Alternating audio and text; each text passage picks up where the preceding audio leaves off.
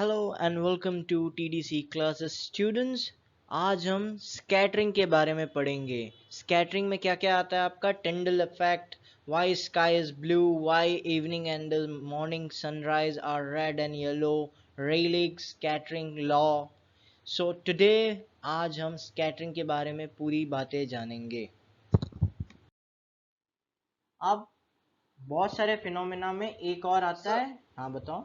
Sir इस इस hello हाँ बोलो। सर, स्पेस में जो रॉकेट भेजा जाता है वो कौन से मेटल का बना होता है? स्पेस में जो रॉकेट भेजा जाता है, कोई भी स्पेस स्टील स्टेशन का वगैरह, वो सर, कौन से स्टील का मेटल का होता बना है। होता है? ना, that are all special alloys. Rocket का स्टील मट का नहीं होता। ना, उतना होगा तो झेल ही नहीं पाएगा आपका। This all materials are super alloys called titanium and aluminium का वो पूरा वो रहता है। आज नॉट अ सिंपल रॉकेट के मटेरियल में बहुत स्टडी होती है, ठीक है। वो एक बड़ा पार्ट होता है रॉकेट मटेरियल। जो स्पेस में जाती है वो अलग ही मटेरियल के बनते हैं। These are all called super तो alloys. टंगस्टन का भी तो बना Yes, टंगस्टन का भी तो हो सकता है, टंग्स। उसका मेल्टिंग पॉइंट। उस टंगस्टन का मेल्टिंग पॉइंट बहुत ज्यादा हाई है, तो उसका भी तो हो सकता है ना? हाँ, वो सब मिक्स करके आपका rocket material specific answer would be a super alloys और मिक्सचर ऑफ अलॉयज। वो कोई सिंगल एलिमेंट का नहीं बनता है। रॉकेट मटेरियल का जो लिस्ट रहता है वो आपका ज़्यादातर एल्यूमिनियम एंड टाइटेनियम का मिक्स रहता है, right. Sir okay sir, aluminium का मेल्टिंग पॉइंट कितना होता है? एल्यूमिनियम का melting point near about 800 to 900 होता है।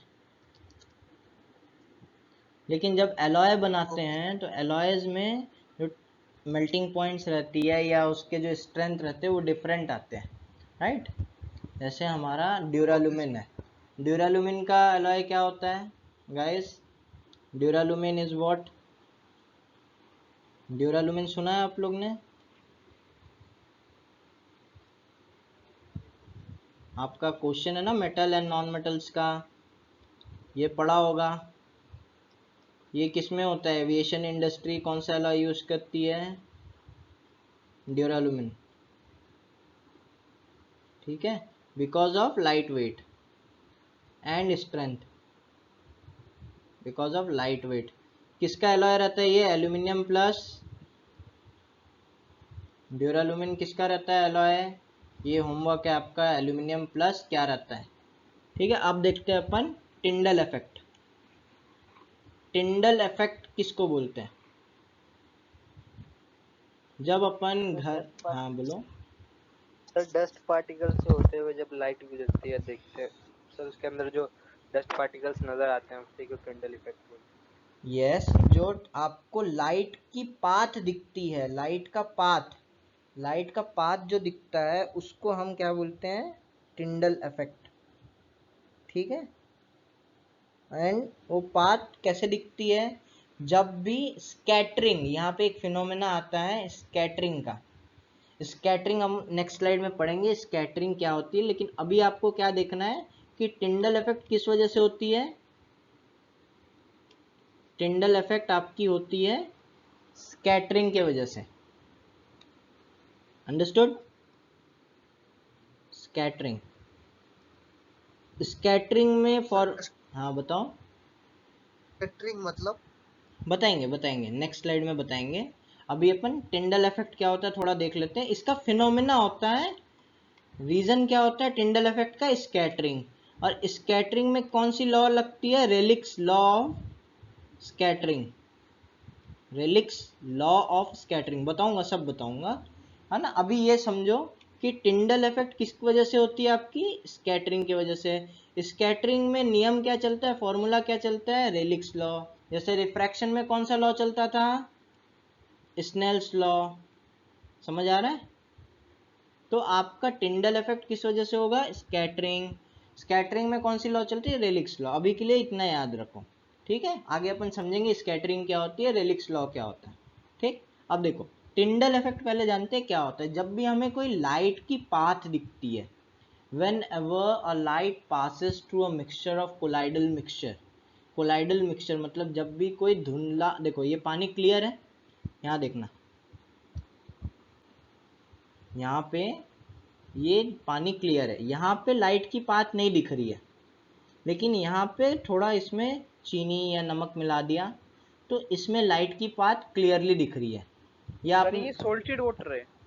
कोई सी भी कोलाइडल मिक्सचर ले लो, ठीक है। ओके। तो कोलाइडल मिक्सचर की प्रॉपर्टी क्या होगी, जब भी उसको कोई पार्टिकल मिलेगा जिसमें लाइट पड़ेगी तो वहां पे क्या हो जाएगी, स्कैटरिंग, ठीक है। जैसे डस्ट होती है, स्मोक होती है, या आप कभी लेजर शो में गए हो, लेजर शो में स्मोक का यूज किया जाता है ताकि लेजर लाइट की पूरी पाथ दिखे, ठीक है। यस सर, गया हो लेजर Right? शो में गया। तो उसमें स्मोक यूज करते हैं ताकि आपको लाइट की पाथ दिखे। लाइट की पाथ क्यों यस दिखेगी, सर, यस सर। तो जितने पार्टिकल्स रहेंगे मिक्सचर में वो सारे के सारे क्या करेंगे, स्कैटरिंग करेंगे। स्कैटरिंग इज अ फिनोमेना, जैसे रिफ्रैक्शन डिस्पर्जन होता है वैसे ही आपका एक नया टर्म होता है स्कैटरिंग, ठीक है। तो स्कैटरिंग आपको दिखती है कब, जब आपका small suspended particle, small suspended particles रहता है जैसे कि स्मोक और डस्ट होती है, तब उसमें स्कैटरिंग होती है। एंड स्कैटरिंग में जो रेलिक्स लॉ है वो क्या बोलता है कि मेरा जो स्कैटरिंग होगा वो inversely proportional to the fourth power of wavelength होगा। ये अगर याद करना है तो याद रखना, नहीं तो ऐसे इन जनरल मैं आपको बताऊंगा कि ब्लू लाइट क्यों ज़्यादा स्कैटर होती है, रेड लाइट क्यों नहीं होती है, क्योंकि रेड लाइट का वेवलेंथ ज़्यादा होता है। ये स्कैटरिंग मतलब जितना ज़्यादा उसका वेवलेंथ कम होगा उतनी ज़्यादा स्कैटरिंग होगी। तो उसी में आपका रीजंस आता है why sky is blue, why sunset look reddish, why morning look yellowish, समझ रहे हो। तो ये this are all the reasons क्यों ये ऐसे होते हैं। तो ये सबका रीजंस क्या है, आपका स्कैटरिंग, समझ गए। तो टिंडल इफेक्ट हमने देखा, टिंडल इफेक्ट किसको बोलते हैं कि जब भी कोलाइडल या सस्पेंडेड पार्टिकल्स होते हैं और उसमें से लाइट पास होती है, जिसमें पार्टिकल्स बहुत छोटे होते हैं तो उसमें लाइट की पाथ दिखती है, इसको हम क्या बोलते हैं, टिंडल इफेक्ट बोलते हैं, ठीक है। अब आगे देखते हैं अपन स्कैटरिंग क्या होती है। अब देखो स्कैटरिंग, देखो ये हमने देखा कि सुबह जब डे टाइम होता है तो आपका स्काई इज ब्लू, राइट, आपका सनसेट में रेड, आपका इवनिंग में थोड़ा अलग कलर होता है। तो these are all because of scattering of light. Scattering of light. देखो blue sky and yellow sun, इसको somebody would read it out, इसको एक बार रीड करना, समझते हैं क्या बोलना चाहता है, ठीक है। When sunlight strikes gas molecules such as nitrogen and oxygen, light of longer wavelength like red, yellow, and orange easily passes through, while light of shorter wavelength such as blue and violet is absorbed and scattered in all direction. इसके आगे तो दिख ही नहीं रहा। By Gas the gas molecule। Molecules, दिख नहीं रहा मतलब सर इसके आगे पता नहीं चला कुछ। इसके आगे दिख नहीं रहा, बाकी लोग को दिख रहा है इसके आगे। When you look up at the sky during the day, देखो ये क्या बोलना चाह रहा है कि हमारा सन में वाइट लाइट आती है, वाइट लाइट में is a mixture of light, spectrum होता है, अपन स्पेक्ट्रम भी आगे देखेंगे कि स्पेक्ट्रम क्या होता है, ठीक है। तो इसमें बहुत सारी लाइट होती है जिसका wavelength, this is wavelength, lambda से डिनोट करते हैं वेवलेंथ को। तो सारे जो अलग अलग कलर्स की लाइट है उनकी वेवलेंथ अलग होती है। तो बोल रहा है कि जब भी ये एटमॉस्फेयर में जाएगी तो जितने इसमें मॉलिक्यूल्स हैं एटमॉस्फेयर के गैस मॉलिक्यूल्स, तो उसमें क्या होती है, जो लॉन्गर वेवलेंथ की लाइट है, लॉन्गर वेवलेंथ कौन कौन सी है, रेड, येलो, ऑरेंज, ये इजीली पास हो जाती है, ठीक है। और शॉर्टर वेवलेंथ मतलब ब्लू और वायलेट, ये आपका स्कैटरिंग होती है। मैंने आपको बोला था scattering is inversely proportional to 1/λ का पावर 4। तो जितना ज़्यादा बड़ा वेवलेंथ होगा उतना कम स्कैटरिंग होगी, स्कैटर उतना कम होगा। तो ब्लू की वेवलेंथ कम होती है, ब्लू की वेवलेंथ कम होती है, किसके कंपैरिजन में, रेड के कंपैरिजन में। तो this are the reasons why आपका स्काई लुक्स ब्लू। ओके, समझ आ रहा है? दिस, कभी भी आपको ये क्वेश्चन पूछे तो आपका रीजन क्या होगा, फिनोमेना क्या होगा, it all goes to scattering. फिर आपका रेड एंड इवनिंग टाइम में अलग लाइट दिखती है, दिस आर ऑल बिकॉज कि सन का जो डिस्टेंस है वो आपका इवनिंग और मॉर्निंग टाइम में दूर हो जाता है। During sunset and sunrise when the sun is closer to the horizon, sunlight has to travel through a longer distance and more of the dense environment to reach observer's eye। तो देखो इसमें क्या होता है कि जब सन जो पास होता है, कब, सनसेट एंड सनराइज के टाइम में, सन इज क्लोजर, तो क्या होता है, होराइजन, होराइजन मतलब क्या होता है कि जहां से आपका ये दिस परिधि, होराइजन मतलब परिधि, तो वहां से जब लाइट आती है तो उसको बहुत ज़्यादा डेंस एनवायरनमेंट मिलता है। डेंस एनवायरनमेंट में क्या रहता है, ज़्यादा डस्ट रहता है, एटमॉस्फेयर पोल्यूशन रहता है, राइट। तो उसमें क्या होता है, जो हमारी आंखों तक पहुंचता है, देखो अपना आधा तो एब्जॉर्ब हो गया, अब जो आ रहा है वो कौन सी लाइट आ रही है, रेड लाइट आ रही है, तो हमको क्या दिखता है फिर, रेड लाइट दिखता है। अंडरस्टूड, समझ आया गाइस? गेटिंग अंडरस्टूड और नॉट? रचित, समझ आया? चलो देखो, इसमें रेलिग स्कैटरिंग, ठीक है, रेलिग स्कैटरिंग, इसके बारे में भी आप लोग पढ़ना, अपन थोड़ा सा डिस्कस करते हैं रेलिग स्कैटरिंग के बारे में। तो जब भी कोई स्कैटर होती है, कोई भी लाइट किसी स्मॉल पार्टिकल से टकराकर स्कैटर होती है, तो वो किस रेशियो में स्कैटर होती है, 1/λ⁴। इसी को हम रेलिक लॉ ऑफ स्कैटरिंग भी बोलते हैं। क्या बोलते हैं अपन इसको, रेलिक्स लॉ ऑफ स्कैटरिंग। जो स्कैटरिंग होती है वो क्या बोलता है, scattering is inversely proportional to wavelength to the power 4। ठीक है, कि जितना ज़्यादा वेवलेंथ होगा उतना कम स्कैटरिंग होगा, जितनी बड़ी वेवलेंथ होगी स्कैटरिंग उतनी कम होगी। इसका मतलब रेड का वेवलेंथ सबसे ज़्यादा है, ब्लू का वेवलेंथ सबसे greater than sign, right, greater than. Blue का वेवलेंथ कम है। अंडरस्टूड? सबसे कम किसका है गाइस, एम आई कनेक्टेड? आवाज आ रही है, समझ आ रहा है? यस सर, आ रही है, एंड ये सर आवाज। ओके, ठीक है, आप लोग को ये समझ आया स्कैटरिंग के laws, scattering, blue sky, red evening में क्यों दिखता है। अब अपन देखते हैं लाइट्स के बारे में, ठीक है, लाइट्स के बारे में अपन देखते हैं। ठीक, लाइट्स का अगर आपको याद रखना है लाइट में के बारे में, तो याद यहाँ से करना, gamma ray, X ray, UV, infrared. Infrared के बीच का एक पोर्शन आता है, that is your visible range. ठीक है, विजिबल रेंज इसको बोलते हैं, विजिबल, ये हमको दिखती है, विजिबल रेंज। ऐसा नहीं है कि और अलग तरीके की लाइट्स नहीं है, but these are not visible to अस।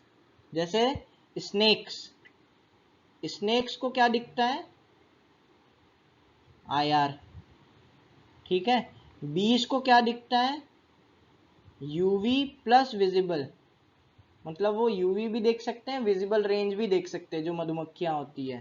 ठीक है, ऐसे बहुत सारे जानवर होते हैं जिनको अलग अलग टाइप के रेज या साउंड या विजिबल लाइट्स या डिफरेंट टाइप्स ऑफ लाइट दिखता है। इसीलिए बोलते हैं क्या, कि जब जानवर को दुर्घटना का एहसास होता है तो सबसे पहले जानवरों को होता है, क्योंकि उनको जल्दी आभास हो जाता है। लाइक अगर अर्थक्वेक आने वाला है, मोस्ट ऑफ द टाइम जानवरों को एहसास होता है उस चीज़ का, बिकॉज देयर सेंसेस आर कुछ हमसे ज़्यादा अच्छे हैं। समझ आया, कि उनको उस पार्ट ऑफ रेंज सुनाई देता है, समझ आता है। तो if you follow some animals की वो कैसे बिहेव करते हैं, तो आपको पैटर्न समझ आएगा कि उनको क्या दिखता है, कैसे समझ आता है, राइट। तो अपना अभी याद क्या करना है अपने को, लाइट में स्टार्ट कहाँ से होगा, देखो ये वेवलेंथ जा रहा है, वेवलेंथ छोटे से बड़ा हो रहा है, तो सबसे बड़ा सबसे छोटा क्या है, gamma ray, X ray, UV, visible, यहाँ पे विजिबल है, ये आपका विजिबल है, ठीक है, infrared, radar, FM, TV, shortwave, ठीक है, एएम, ठीक। यहाँ पे देखो वेवलेंथ सबसे कम किसकी है, सबसे कम किसकी है, वॉयलेट की, समझे, एंड सबसे ज्यादा किसकी है आपकी, वेवलेंथ रेड की। आपको सिर्फ रेड याद रखना है कि रेड की वेवलेंथ सबसे ज्यादा होती है, ठीक है। इसीलिए सिग्नल, डेंजर सिग्नल के लिए हम क्या यूज करते हैं, रेड, क्योंकि रेड आपको दूर से भी नजर आएगी, क्यों, क्योंकि उसकी वेवलेंथ ज्यादा होती है, स्कैटरिंग कम होती है, ठीक है। तो स्कैटरिंग अगर हो जाएगी, फैल जाएगी, तो लाइट दिखेगी कम। इसलिए जब भी सिग्नल के लिए यूज करते हैं, डेंजर सिग्नल के लिए अगर कोई लाइट यूज करते हैं तो अपन रेड यूज करते हैं। रीजन समझ आया क्यों अपने को रेड ज्यादा दिखती है, क्योंकि उसकी वेवलेंथ ज्यादा होती है। और हमेशा याद रखना एक चीज कि आपका जो वेवलेंथ होता है वो फ्रीक्वेंसी के उल्टा होता है, अगर वो फ्रीक्वेंसी के उल्टा होता है कि जितना बड़ा वेवलेंथ होगा उतनी कम फ्रीक्वेंसी होगी, समझ आ रहा है। यहाँ देखो ये कुछ दिख रहा है, नीचे देखना, ये आपकी लाल लाइट है, ये आपकी ब्लू है, यहाँ देखो वेवलेंथ बड़ी है, दिस इज योर वेवलेंथ, ये डिस्टेंस को वेवलेंथ बोलते हैं, इस डिस्टेंस को वेवलेंथ बोला जाता है, राइट गाइस। तो जितनी बड़ी वेवलेंथ होगी, फ्रीक्वेंसी, फ्रीक्वेंसी मतलब हर्ट्ज, हर्ट्ज मतलब एक सेकंड में, पर सेकंड वो कितने बार ऊपर नीचे हो रहा है, ठीक है। तो जितनी बड़ी वेवलेंथ होगी उतना कम उसका फ्रीक्वेंसी होगा, राइट। और जितनी कम वेवलेंथ होगी, देखो वेवलेंथ समझ आ रहा है, मतलब crest to crest, one crest to another crest, इस डिस्टेंस को वेवलेंथ बोलते हैं। अब इस वेवलेंथ का फ्रीक्वेंसी से रिलेशन क्या देखा हमने, कि जितना बड़ा वेवलेंथ होगा उतनी कम फ्रीक्वेंसी होगी। कभी कभी क्वेश्चन में आपको क्या पूछेगा कि वॉयलेट का फ्रीक्वेंसी रेड से ज़्यादा होता है कि कम होता है, तो आप फ्रीक्वेंसी और वेवलेंथ दोनों तो याद नहीं रख सकते हैं, तो आप एक याद रखो कि वेवलेंथ, वेवलेंथ याद रखना स्कैटरिंग से, कि रेड का स्कैटरिंग कम होता है क्योंकि इसकी वेवलेंथ सबसे ज़्यादा होती है, ठीक है, और ब्लू या वॉयलेट की सबसे कम होती है, इसलिए हमारा स्काई ब्लू दिखता है, वॉयलेट दिखता है। तो इसी को उल्टा करना कि वेवलेंथ छोटी है तो फ्रीक्वेंसी सबसे ज़्यादा होगी, और यहाँ पे रेड में फ्रीक्वेंसी उल्टा हो जाएगा, समझ आ रहा है। नीचे देखो एक फॉर्मूला है गाइस, नीचे देखो एक फॉर्मूला है, lambda into mu equal to C, ये क्या बताता है, lambda into mu equal to C, anybody guys, am I connected?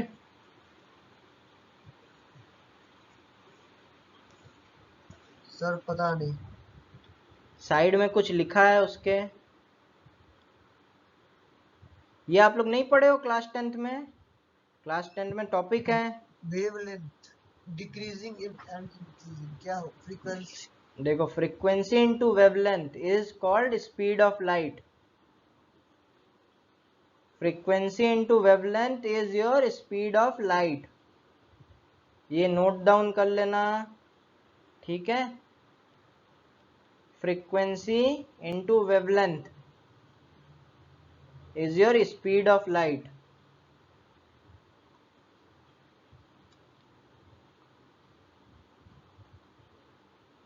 Is equal to speed of light. Speed of light कितनी होती है,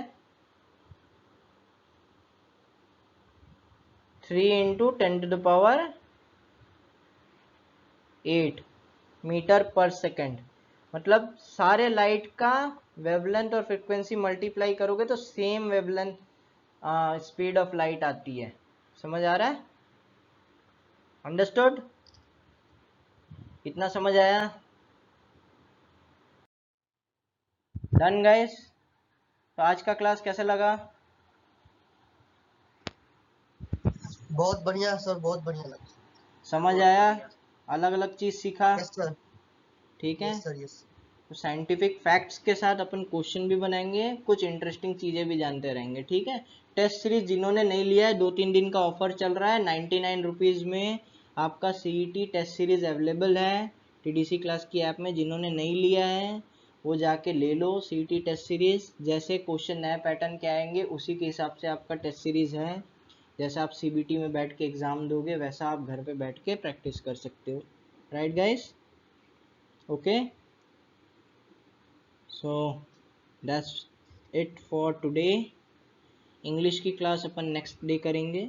डन? Okay sir.